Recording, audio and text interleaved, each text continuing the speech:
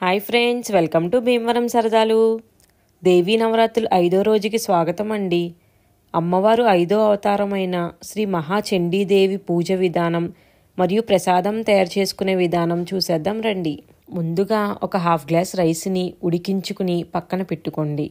ఈ ఉడికించుకున్న అన్నాన్ని ఒక గిన్నెలో వేసుకుని దాంట్లోకే సరిపడా పెరుగుని వేసి బాగా కలుపుకోండి. తరువాత మీ రుచికి సరిపడా సాల్ట్ వేసుకుని దాన్ని కూడా కలుపుకుని ఓ పక్కన పెట్టుకోండి.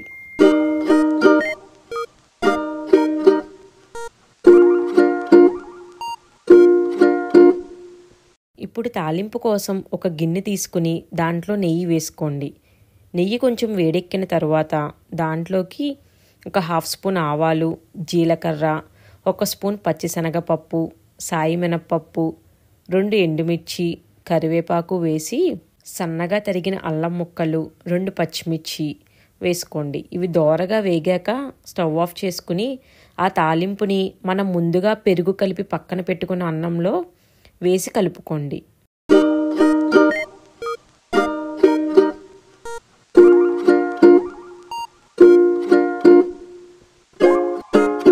తరువాత కొద్దిగా కొత్తిమీర, ఒక హాఫ్ స్పూన్ మిరియాలు దంచుకుని దీంట్లోకి వేసేసుకోండి.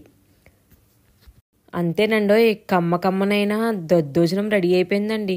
ఇప్పుడు ప్రసాదం తీసుకుని పూజ స్టార్ట్ చేసేసుకుందాం రండి. రోజులాగానే ఈరోజు కూడా పీఠం కదపకుండా ముందుగా వాడిపోయిన పువ్వులన్నీ శుభ్రం చేసుకోండి. మళ్ళీ అమ్మవారికి మీ దగ్గరున్న పువ్వులతో మళ్ళీ అలంకరణ చేసుకోండి. నేను ఇక్కడ పసుపు పువ్వులను యూజ్ చేస్తున్నానండి. ఎందుకంటే అమ్మవారు ఈరోజు ఎర్రటి వస్త్రాలను ధరించి రౌద్ర రూపంలో ఉంటారు. అమ్మను శాంతిపరచడానికి పసుపు పువ్వులను వాడుతున్నాం.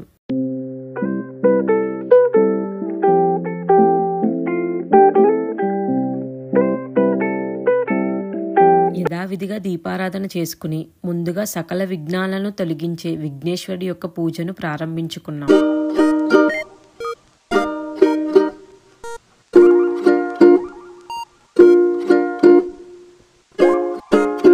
విఘ్నేశ్వరుడు పూజ పూర్తవ్వగానే శ్రీ మహాచండీదేవి అష్టోత్తరం చదువుతూ కుంకుమ పూజను మొదలు పెట్టుకున్నాం. ఆ పూజ ఎలా జరిగిందో మీరు కూడా చూసేయండి.